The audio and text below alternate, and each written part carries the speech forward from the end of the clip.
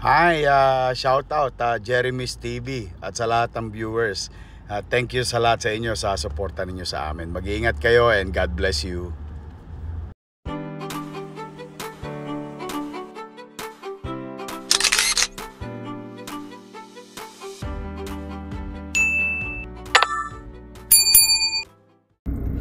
Welcome back sa aking YouTube channel, Jeremy's TV Manila. Like, share, and subscribe. Anyway, wala nang ito, libre lang. Tulong mo na lang din sa kapwa mo. Alright, thank you very much po.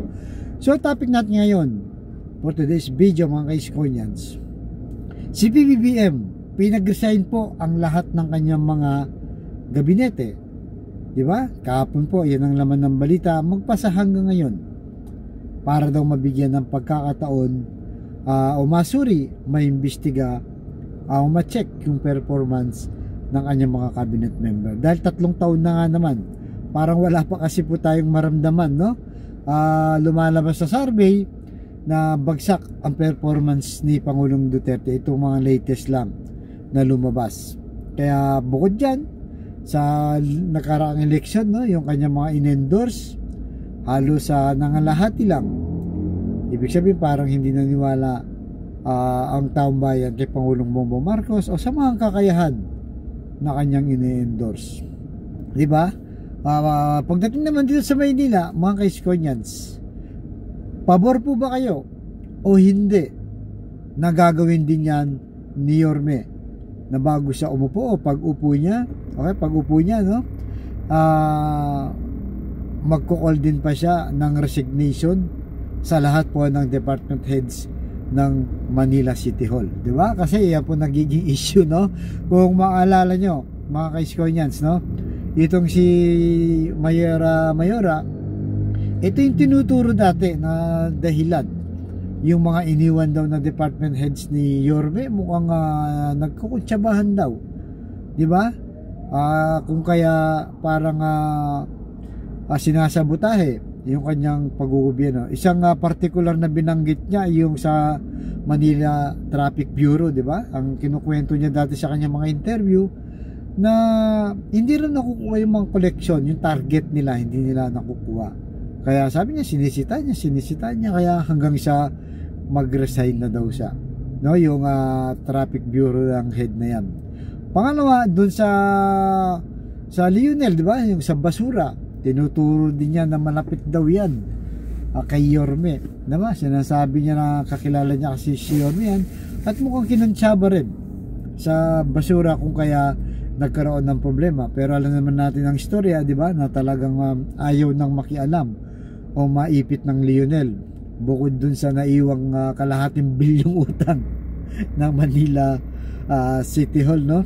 So para sa akin po, no? Para sa akin mga kaiskonyans, mukhang may punto, no, yung ginawa ni BBM na dapat talagang pag-upo o kahit na sino pong na-elect, no, from national to local, lalo na po sa mayors, para mas maganda nga talaga yata, no, nung yung papag-resign mo muna lahat, courtesy call, no, courtesy resign, no, resignation, yung mga parang siyempre sa national gabinete tawag dito sa mga department heads, para siyempre mabigyan ng pagkakataon yung uupo para mailagay niya kung sino yung mga pinagkakatiwalaan niya at sa tingin niyang makakatulong sa Maynila o sa national, di ba? Kagaya po ni Yorme, alam naman po natin pag nagtrabaho niya, ayaw niya patumpik-tumpik, ayaw niya yung patamad-tamad niya, gusto po niya bilis kilos, di ba?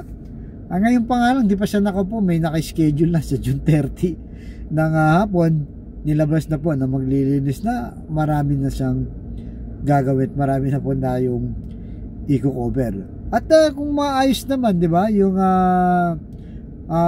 department heads, no, kung sino mga nakaupo dyan, siyempre, iimbestigan nila yan, i-check yung performance, kung maganda ba yung kanyang ginawa, kumikilos ba, o natutulog lang sa kangkungan.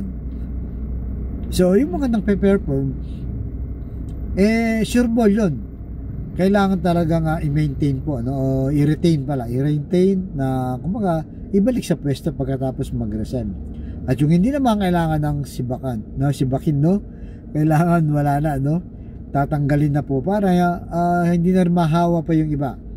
Kailangan kung anong gusto ni Boss Y, yun ang nasusunod. Siyempre isang unang-unang tatanggalin niya, alam naman natin pagdating sa health, no, na hindi na gustuhan ni Yorme dahil pinahirapan niya yung mga seniors. Itong asawa ni Mayora, si Fox Pangad, di ba? Sure ball na po yun, tatanggalin niya talaga. Wala na pong performance base, wala na pong investigasyon. Sinabi na po ni Yorme. Alam naman po natin na may political will si Yorme. Pag sinabi niya.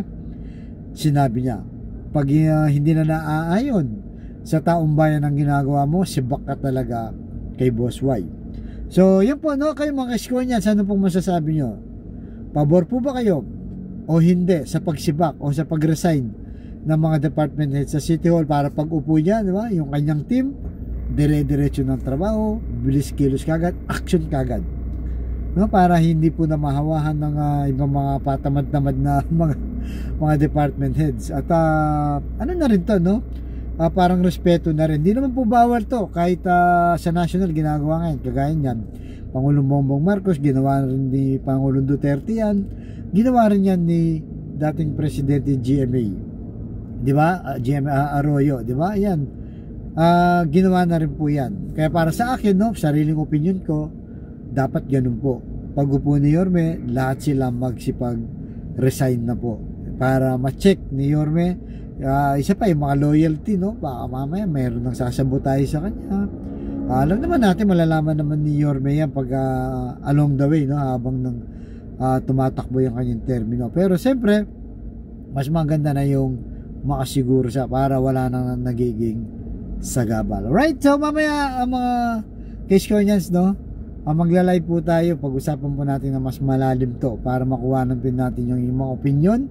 Kasi pag live yung reaction nyo po ay kay ating babasahin at ating babalansin. Titingnan natin kung mas maraming magsasabi ng tama na magsipag-resign yung mga department head sa City Hall para makapili na mas karapat dapat na pinagkakatiwalaan ni Yorme at higit sa lahat ay mabilis kumilos para magserbisyo sa Batang Maynila. Right, so hanggang dito lamang po ang mga susunod kong vlog, mga Iskoyans.